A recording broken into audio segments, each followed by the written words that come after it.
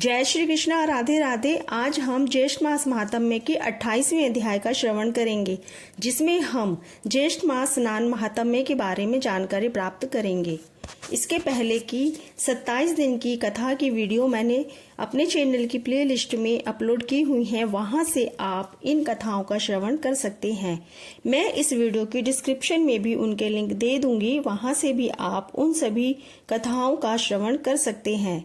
ज्येष्ठ मास महात्म्य को सुनने के लिए रोज प्रातः काल यानी ब्रह्म मुहूर्त में उठकर स्नान करके स्वच्छ वस्त्र पहनकर भगवान श्री विष्णु जी का पूजन करना चाहिए और ज्येष्ठ मास महात्म्य की कथा सुननी चाहिए।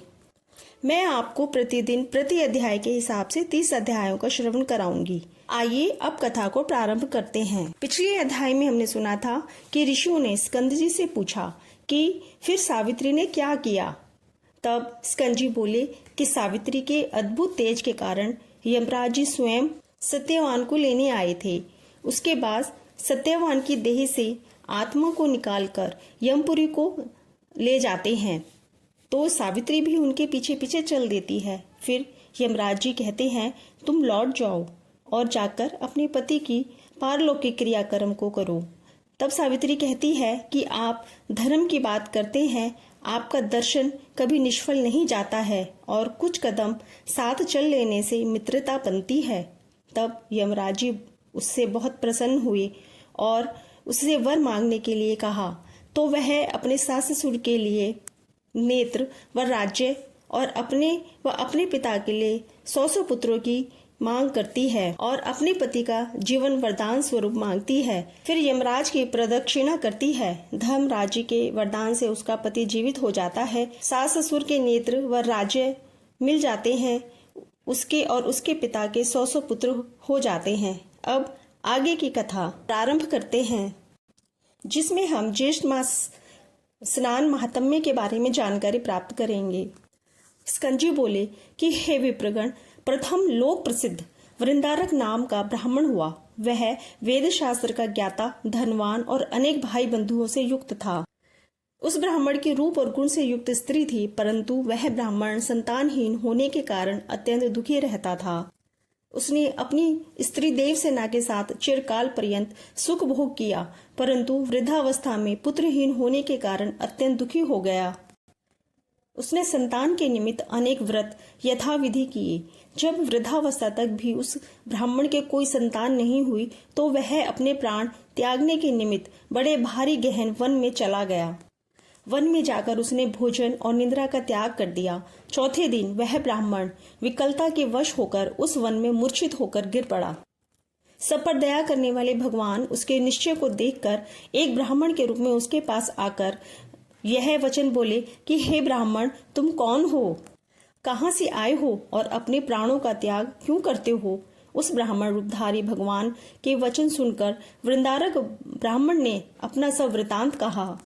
तब भगवान कहने लगे कि हे ब्राह्मण, तुम अपने घर जाओ और जो व्रत मैं तुमको बतलाता हूँ उसको करो।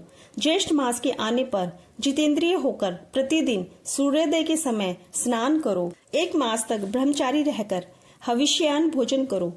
त्रिविक्रम भगवान का पूजन तथा दही और चावल का नैवेद्य अर्पण करो। वृक्षों तथा ब्राह्मणों के घर में जलदान करो। हे द्विज, इस उपाय के करने से अवश्य तुमको पुत्र प्राप्त होगा। यह कह ब्राह्मण रूपधारी भगवान अंतर्ध्यान हो गए। वृंदारक विष्णु रूप मानकर अपने घर उनके कथनानुसार अपनी स्त्री सहित व्रत करने को तत्पर हुआ और प्रतिदिन प्रातः काल स्नान करने लगा। किसी समय देवयोग से शरावती नदी के तट पर उसने एक व्याघ्र यानी शिकारी को देखा। वृक्षों के झुंड में से वह अत्यंत भूखा व्याघ्र वृंदारक के समीप आया और उस व्याघ्र को आया देखकर वृंदारक ने जल पात्र को उसके ऊपर फेंक दिया और जल बिंदु के स्पर्श से वह व्याघ्र दिव्य देवधारी हो गया और वह प्रसन्नात्मा व्याघ्र कहने लगा कि हे ब्राह्मण, आपके दर्शन से मैं धन्य हूँ। हे ब्राह्मण, पहले मैं व्याघ्र शिकारी था और मैंने अनेकों हत्याएं की। उसी दोष से दूसरे जन्म में मैं व्याघ्र हुआ। आज उस दोष से युक्त मैं आपके दर्शन मात्र से मुक्त हो गया। हे भद्र, आप क्या पुण्य करते हैं, वह पुण्य कृपा करके मुझको बताइए। व्याघ्र ऐसा कहने पर ब्राह्मण ने ज्येष्ठ मासकृत पुण्य को उस व्याघ्र को अर्पण कर दिया और वह व्याघ्र ज्येष्ठ मास स्नान कृत पुण्य के प्रभाव से स्वर्गलोक को गया। उसके पश्चात वृंदारक ब्राह्मण ने फिर उस व्रत को किया और उस मास व्रत के प्रभाव से उसे महान तेजस्वी पुत्र उत्पन्न हुआ। उस पुत्र के होने पर वृंदारक ब्राह्मण ने उस अद्भुत ब्राह्मण यानी ब्राह्मण रूपी विष्णु भगवान के वचनों को सत्य माना। स्कंद जी कहने लगे कि हे श्रेष्ठ ब्राह्मण, मैंने आपसे ज्येष्ठ मास स्नान व्रत का महात्म्य कहा। जिस मास स्नान के जल बिंदु मात्र के स्पर्श से वह परम हिंसक व्याघ्र मुक्त हो गया और वृंदारक ब्राह्मण को विष्णु सदृश और विष्णु भगवान का भक्त पुत्र उत्पन्न हुआ। अब आपकी क्या सुनने की इच्छा है, सो आप मुझसे कहिए। इस प्रकार से ज्येष्ठ मास महात्म्य में ज्येष्ठ मास स्नान महात्म्य 28वां अध्याय संपूर्ण होता है। जय श्री कृष्ण, राधे राधे। आपसे निवेदन है कि आपने यदि मेरे चैनल को सब्सक्राइब नहीं किया है तो इसे सब्सक्राइब जरूर करिएगा और प्लेलिस्ट में जाकर सभी कथाओं का श्रवण अवश्य करिएगा। ज्यादा से ज्यादा वीडियो को लाइक व शेयर भी जरूर करिएगा। जय श्री कृष्ण, राधे राधे।